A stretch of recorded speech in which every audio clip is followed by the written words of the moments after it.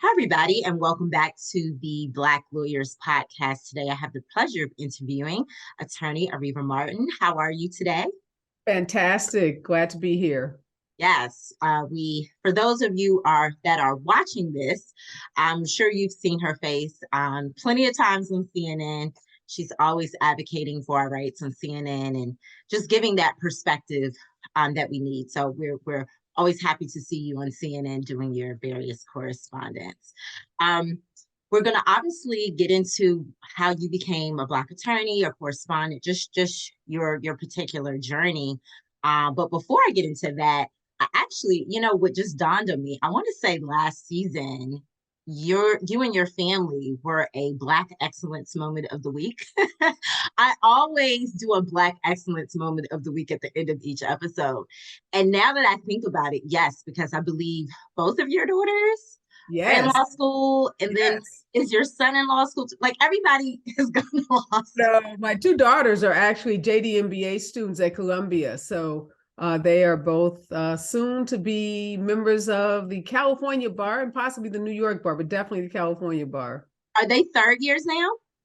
They are going into their third year. That time has gone so quickly. They just Oh finished my gosh. the year and So they're on. yes, I believe in the first season we mentioned your family and we even had a photo of you guys all in your collegiate and your law school Year. gear. And I thought that was so cool that I'm like, a whole family of attorneys. I can only imagine how those conversations go. Yeah, it's funny because one of them will ask me a legal question. I'm like, no, honey, you need to look that up. I don't have the legal answer. Figure it out. So we have Well, I fun. love that. And we love to see that, people get tired of me saying the quote. I used to say 5%, but it's actually now less than 5%, closer Yeah, to it's four. 4.7. Yes. Yeah, are Black attorneys in the And US. then So take the women, that's half. So right. like 2% are Black women. So the number's even smaller for women versus men. Right. So for you to produce two more Black female attorneys, you're definitely adding to that statistic. So yes, we applaud you, mommy, for getting two young Black women through law school, and we wish them well on their third year and obviously for our exam. So each episode we actually start off with hot topics before we start with your particular questions about your journey and how you became a Black attorney. And so today's hot topics, the first hot topic is Donald Trump.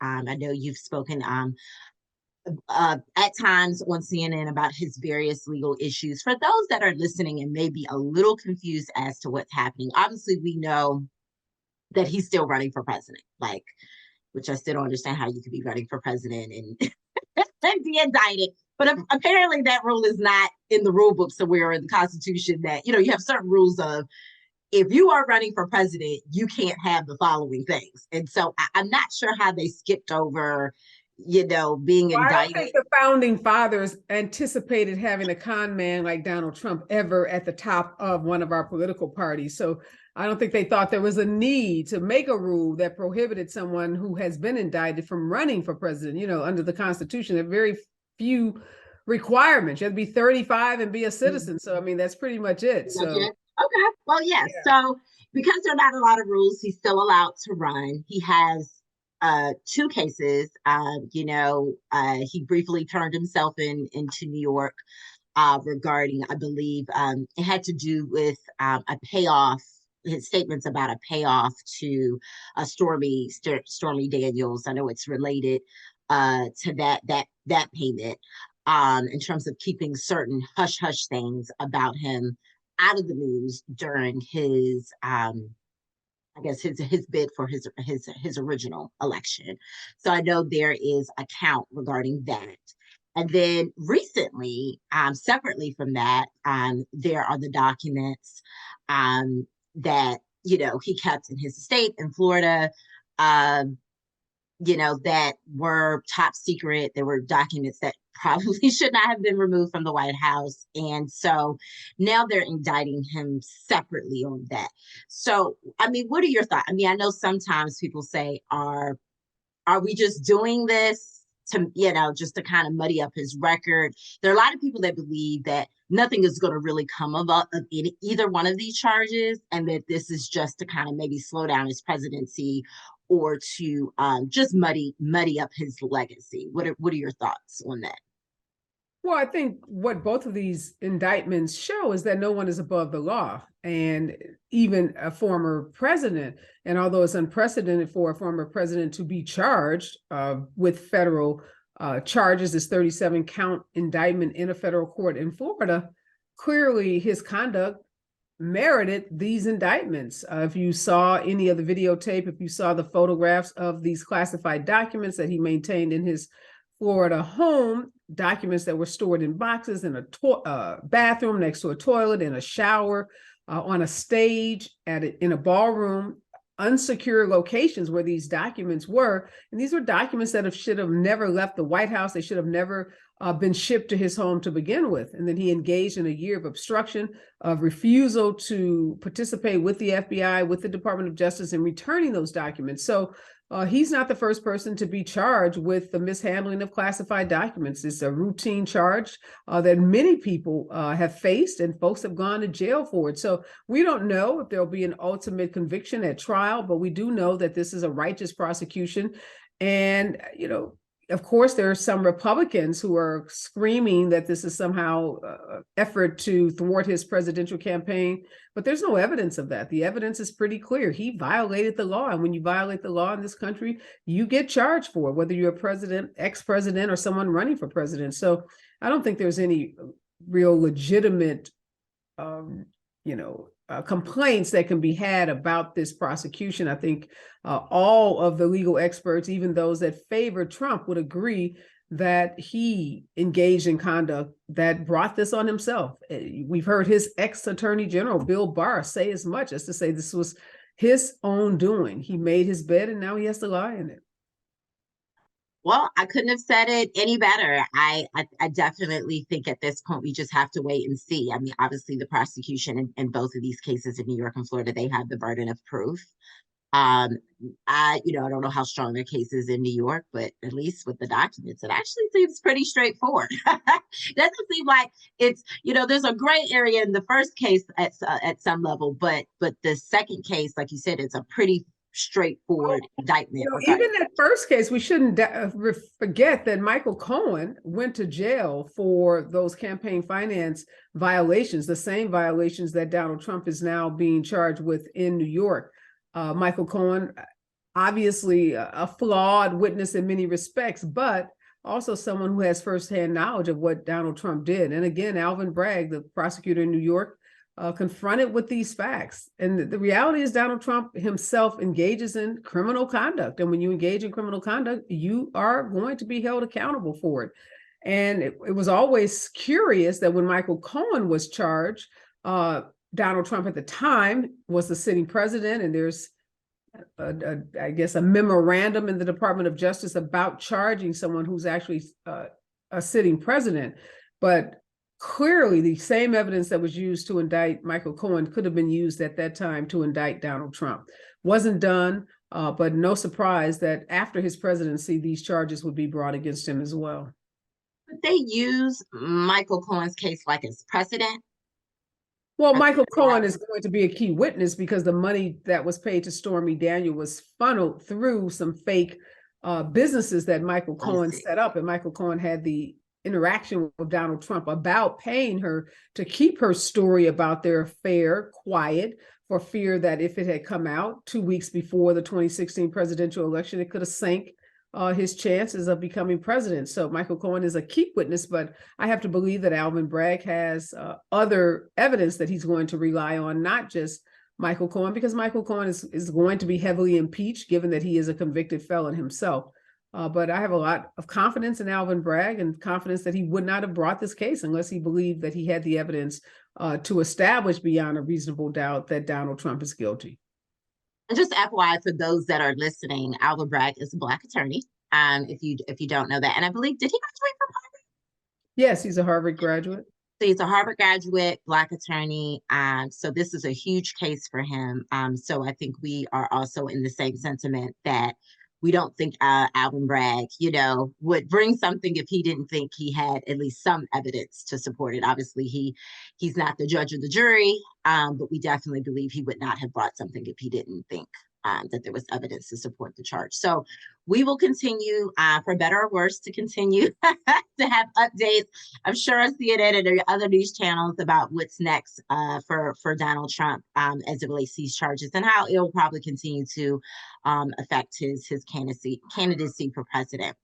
The next hot topic is something that you have actually been very vocal on. Daniel Penny, who killed Jordan Neely, who was a famous Michael Jackson impersonator in New York City, who suffered from mental illness and homelessness at that time, who was strangled to death, choked to death for several minutes in front of a whole subway car of people. For those of that you're listening, there was a delay in our arrest originally, but Daniel Penny was arrested, and now he's facing, I believe, up to 15 years. There's like, I believe, a manslaughter charge, but some people are calling for it to not be manslaughter, that that it really should be murder because Jordan, while he was being very vocal on the train, he didn't physically touch anyone, he didn't physically threaten anyone, and Daniel Penny decided to take it upon himself to restrain him, even though again, he hadn't touched anyone and he was really just complaining kind of out loud to himself. He felt that was enough, that was a threat.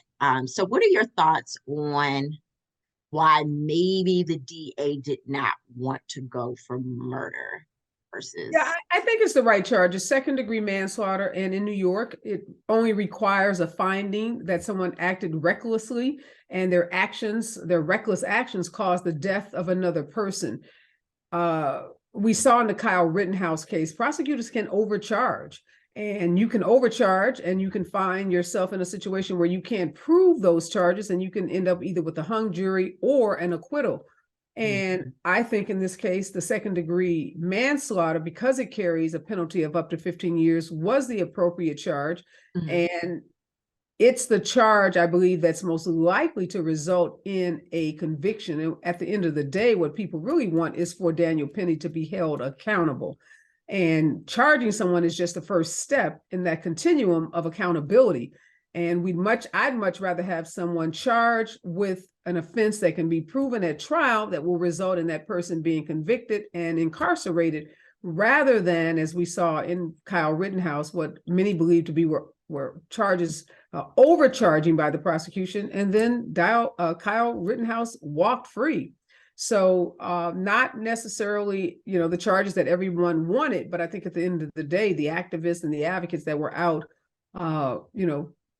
lifting their voices on behalf of Jordan Neely ultimately wanted accountability. And this is clearly accountability in my estimation.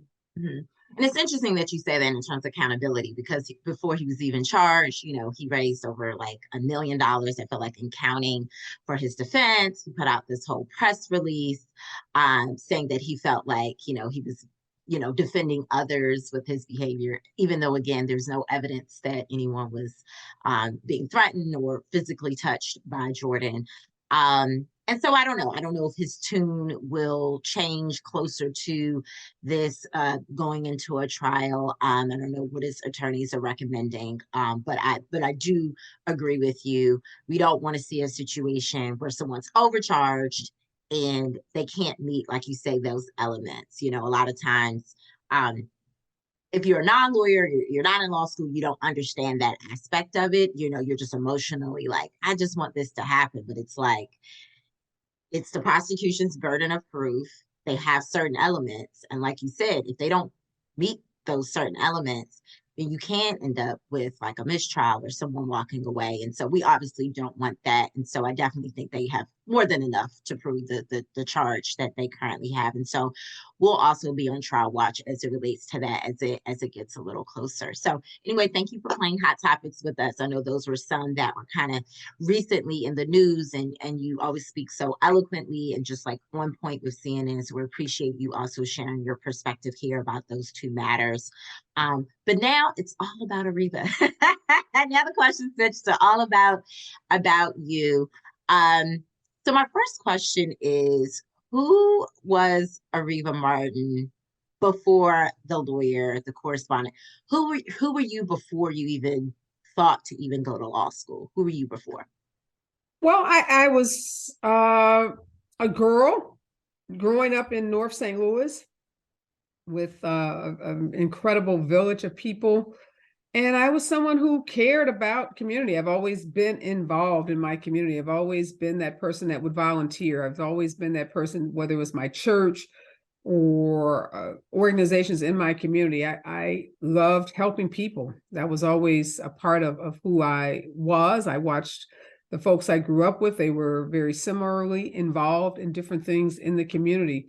So I was a person that just got a lot of thrill, got a lot of joy out of helping people and being a part of groups and organizations that did that. I remember being a part of a 4-H club, almost like a boys and girls club in my community, where we made different ceramics and made different items that we would donate to homeless shelters, and we would donate to other organizations. So that I just was that person that just liked to help others and get involved in my community. Where in your, I guess I'm assuming, I guess I'll just ask you directly. When did you start considering, okay, maybe I should consider being a lawyer? Was this in high school? Was this in college? When did the first thought kind of enter your head that you were going in that direction?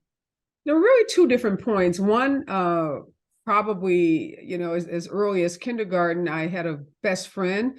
Her name was Deborah Frenchy. Unfortunately, she's passed away, but she and I both were spending time at our respective grandmothers' homes, and we got to be friends that way. And we would play, and I always said I was going to be the lawyer and she was going to be a doctor. And then, we went on, we were in elementary school for a certain period of time together. We actually went to high school for a certain period of time, but then we lost contact with each other. And when we regained contact with each other, actually, she was contemplating going to medical school, and I was contemplating going to law school. And I think, had the thought of law school kind of reintroduced to me once I got to college. So I'll say, I had that childhood vision of it, 5 or 6 years old, then didn't think a whole lot about it after that. And then once I got to college, started thinking about it more. And so I'd say that's when it kind of crystallized for me that I wanted to do it, wanted to apply, wanted to go straight through from college to law school. And what college did you go to again? University of Chicago. Went to University of Chicago. Yeah, no one will ever believe me, but yeah, I want to say it was a second grade mock trial. I think they were just trying to teach us the different roles. I'm from DC. Went to school on Capitol Hill. So people are like, well, how did you know in the second grade you want to be a lawyer? I said, because we were just playing the roles. I got handed the role of lawyer and I won my fake case. And so, like you said, it's interesting. Something very early on is like a seed later that kind of just sticks with you. So I mean, literally no one believes me, but yeah, we were doing like this little fake mock trial in second grade. And so I kind of already knew from the second grade, my path was already set from that point. But I think that's interesting that you also said that from childhood. You remember a memory of wanting to be a lawyer. So what law school did you end up at? And do you recall maybe your favorite law school class there? Yeah, so I ended up after graduating from University of Chicago, I went to Harvard Law School. I'd say I had a couple of favorite classes. One had to do with, I guess, I don't know the exact name of it, but it had to do with urban planning. It had to do with how cities were organized and how the organization of cities and the legal implications around that. And then I'd say one of my other favorite classes had to do with race. It was a class about race, the Constitution, taught by Randall Kennedy, who's also still a professor at the law school. I also took some criminal law workshops from Professor Charles Ogletree while I was at the law school that I also was very interested in. So I'd say the classes I was most interested in had to do with either race, something around urban planning in cities, and then classes around criminal law. Okay. Okay. And as we talked about at the top of the call, it really doesn't matter probably what law school you go to, but I mean, you obviously went to an Ivy League law school. And so, you were obviously the minority there. Um, was there ever a time, even if it's not in law school, but maybe in your journey of becoming a Black female attorney, where you felt like there was some discrimination, like you felt like you weren't being treated fairly, and um, how did you address it? Because a lot of times people just say they don't even want to be bothered, like, going through the school and getting the licenses and having to just be in a profession where it's like you're just always not the norm. It's sometimes it's exhausting to think about. So for those that are listening, like, was there ever a time where you felt that way, and how did you deal with that particular moment? I would say the time that comes to mind for me is right after law school when I had started working in a small practice, and I would show up at depositions or show up at court hearings. And I don't think it was as much discrimination on the basis of race, but probably combination of race and sex or gender-based discrimination, and just people not respecting my position as a lawyer, people making assumptions that I wasn't there as the attorney representing the client. So I would say that was the period early on in my career where I could see the real biases in the law and how men lawyers were given a certain stature and were treated a certain way vis-a-vis women, and then particularly Black women. I will say that because I always say people, I'm dealing with double minority. I'm a female and I'm Black, and I think sometimes people forget being a female in itself is that's a minority class. And it's funny that you say that because I have a business partner who used to tell me she when she did litigate and go in court, people would think she was everything but the lawyer. They asked, "Are you the paralegal? Are you the assistant?" Or one time somebody asked, "Are you the defendant?" Yep, She that not that going happens. That definitely happens, and I think it happens to all women lawyers. At some point, they're going to be mistaken for the court reporter, the paralegal, right. the client, him or herself, everything but the lawyer or the judge. I mean, nobody ever says, "Hey, are you the judge?" Yeah. It's funny. I had on a T-shirt from one of the big hospitals here in LA, and I Hmm. was out running, and someone stopped us, me and my running partner, and they said, "Oh, are you a nurse?" I said, "I wonder why your first inclination was to ask me if I was a nurse rather than asking me if I was a doctor." I said, "I'm neither nurse or doctor, but it's just interesting that your first thought was woman wearing a hospital logo shirt is a nurse rather than woman wearing a logo hospital shirt is a doctor." So there are just so many implicit biases that people have in our society around gender and roles and what those roles, who's in those roles. So it's not just in the legal profession. I'm sure female Oh doctors yeah, I'm sure doctors, yes, definitely get it. wearing I a think any, t-shirt, and I was already assigned role of nurse. Maybe just have a nurturing looking face, and nurses are nurturing. but no, I think you're onto something. I think it's just those implicit biases in these male-dominated industries that people have. I don't think it's like a vicious thing, but it's just like embedded, and so people just assume you're not going to be that top position that you have to be like, this other position that's under the position that you could very well be qualified for. Yep.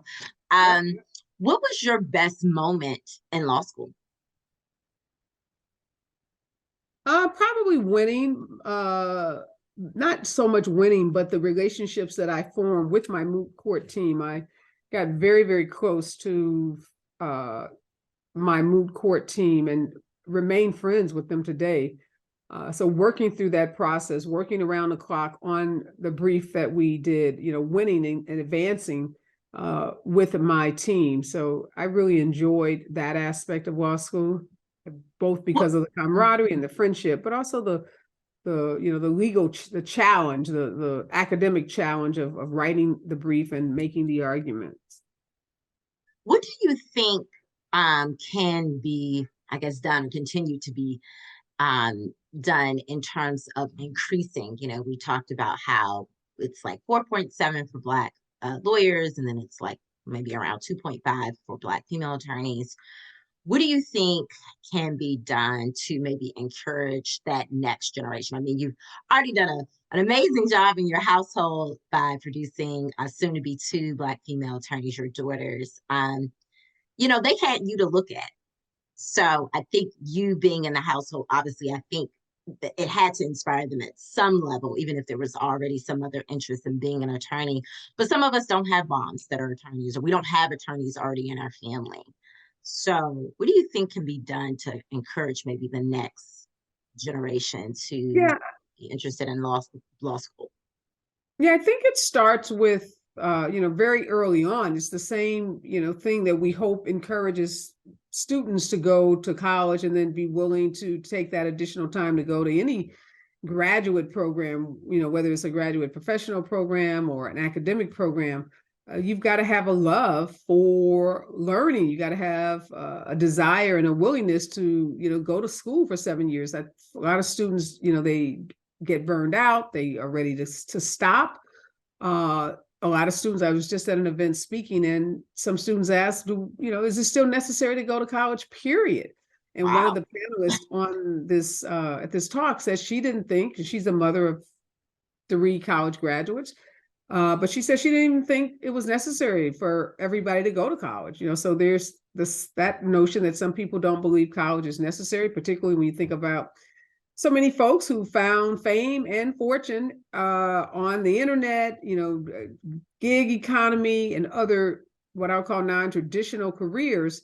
So getting folks to go to law school is about instilling in them the importance of education and a love for learning such that they're going to be willing to, go the distance in terms of what it takes. So I think that's where we have to start. Yeah, for sure. I love what you said about like there's so many people that have made millions of dollars without degrees online. But what I tell younger people that, they are not the rule, they're the exception to the rule. And so Absolutely. you will have to treat your life like if for some reason you become the exception, great. But just assume that you are the rule. You are not the exception. And you got to have a backup plan. And no, not necessarily college or law school, but you got to have a piece of paper that says that you can do something. And I think a lot of Yeah, these. I think that notion, and I'm with you on that, but I more and more I'm thinking that people are not subscribing to that there's becoming a counter narrative that's gaining a lot of traction amongst Generation Z that says college is not for everyone, and lots of folks are opting out. So we're seeing that more and more, and saying, or either delaying, thinking, okay, I'll go do something else. I know a huge number of people, it's anecdotal in some ways, but it's borne out in some of the research that's out there that there is this notion that college doesn't, the cost of college in particular doesn't justify the kinds of jobs. And when you see people working at Starbucks and you see people, working at your grocery store, good jobs, honest living, but they have 50, 75, $100,000 or more in debt. I know some people have $200,000 in undergraduate college debt. So that's kind of hard to make the case Right. to go to college for 200,000 and to come out to make $20 an hour or $25 an hour. And then to put on top of that a graduate school education. So I think one of the ways, in addition to instilling a love of learning, is also this country's got to figure out how to make college more affordable and cause people not to think that I'm mortgaging my whole life by going to college. Yeah, I really wish we did have the European system where I believe they built it in the tax system somehow, or just if you want to go to a university, the basic university is free. I know we were at some point, I don't know, in the last maybe 10 or 15 years, the last couple of presidents were talking about, campaigning on that, like building in some sort of free college option. So I agree. I think it has to be twofold. It has to be instilling the importance, but it also has to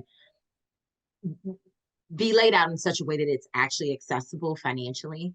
And I think that definitely would encourage people to go down that journey. If you had become an attorney, what do you think you would have become?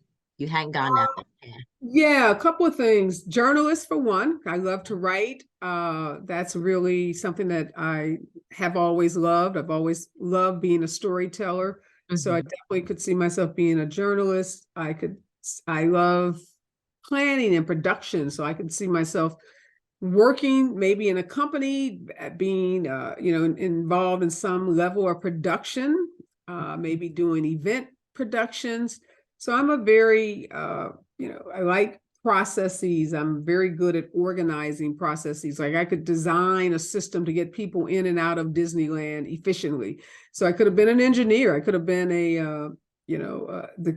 don't know what the exact term for it is, but that engineer that plans the processes of how systems work. So I have a lot of interest outside of the law. So I could definitely could have seen myself doing some other careers. And the good news about what you're already doing is that I tell people all the time, you get a law degree. Yes, you obviously can, have a traditional practice and practice. And what area did you practice when you came out? I think I forgot to I've ask you always this. done litigation, so it's Always. always been Okay. some form of litigation. And to this day, I still am a civil rights lawyer, civil rights litigator, civil rights trial lawyer. So I've always been involved in some form of litigation. Litigation. And so I tell people when you get a law degree, obviously you can become, like you said, a litigator, a transactional attorney, but you can teach, you can do correspondent work, you can go into politics. It truly is a degree. I think that you can do a lot in. So I guess my last two questions is one, if someone were interested in going into being a civil rights attorney, specifically this niche, what are maybe the best, maybe two pieces of advice you would give in this particular area if they wanted to become a civil rights attorney? First advice I would give is really make sure you are keeping your fingers on the pulse of what's happening around the country. Uh, Graduating law school is just the beginning of starting your legal career. It's definitely not the end. There's so much that you don't learn in law school about the practice of law. And given how quickly the news cycles move today, being well read and being, fluent in the political, social, and race issues that dominate the news, I think are really important and will give you a good perspective on race relations, on gender relations in this country, because as a civil rights lawyer you're going to be representing clients in cases that involve race and gender and religious identities, and you need to have a good understanding of how the country is thinking about those issues, the conversations that's happening around those issues. And the second piece of advice is a mentor. I'm a big advocate of finding people who are doing what you want to do or have done what you want to do, and trying to learn from those people to avoid pitfalls and to avoid mistakes that inevitably will happen. You're going to make mistakes in your life. Everyone will, but having a good mentor that can help guide you through the process can save you a lot of aggravation and really help you center and direct your career in a way that I think will ultimately be more gratifying. Yeah, I think those are great. And I think, whether you're going into civil litigation, I think those pieces of advice just hold true if you are going into the legal profession, having those mentors. Definitely, I always encourage people, like, don't try to reinvent the wheel. Try to try to partner with someone that's kind of gone down that path, because there could have been some things that maybe they made mistakes on, and you could maybe learn from those mistakes and not have to do those same pitfalls. Um, and then, are there any like organizations, or is there anything coming up that the audience should maybe know about you, that you're working on, that you're involved in? Well, one of the big things I'm working on right now is a big reparations case out of Palm Springs, California. So if you follow me on social media, you'll frequently see me post articles, post events, post updates on that case. I'm actually working with some lawyers that are involved in the Tulsa, Oklahoma reparations case. So for a civil rights lawyer like myself, I think this is the civil rights issue of our decade.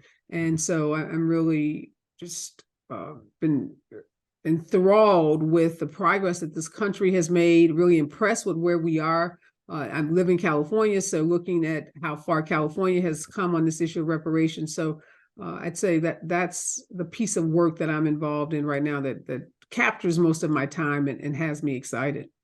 Do you think if California pushes this through and they come up with, because my sister was like, I don't even know how they would do it. I'm like, they create a tax credit. They had a COVID credit. I mean, they create things all the time in our tax structure where they can give out payments. So it's not that it's impossible to do. I think some people say, well, who do you consider Black? You know, you have some people that are mixed. You have some people that maybe don't identify as Black, but technically they're Black. You know, there are all those sort of, you know, pitfalls that I guess we would have to cross that bridge. But I do think, you know, if California were to push this through, I definitely would hope that some other states would follow suit in terms of considering, you know, passing some form of legislation that reflects reparations for this country. And again, I don't know how they would determine the number, and then, you know, like you said, divided by X amount of people in the state that they say, you know, identify as Black, and that's how they would issue it. Again, I don't know the technical aspect of how they would do it.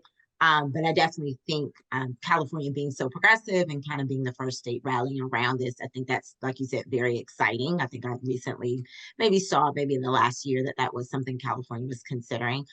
So yeah, we're excited to see if it pushes. We're actually rooting for it to push through because we want basically other states For to sure. come in and very. I almost wish it was federal, but you know, I guess that would be too much to ask for this to be federal. It would have to be probably state by state at this point. So should be interesting. We're definitely rooting for reparations in California. And again, like I said, hoping that other states follow suit. We end each episode with a Black Excellence Moment of the Week.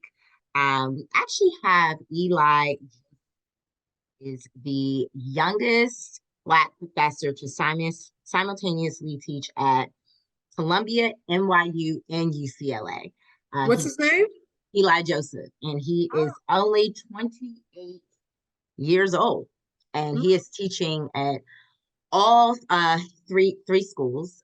So Black law school graduate who is, like I said, 28 years old, teaching at three Ivy League schools. So You're gonna tell Mike when we're gonna check him out. You said his name is Eli Joseph. He's got Eli Joseph, and right now he's at Columbia, New York University, and UCLA, all three.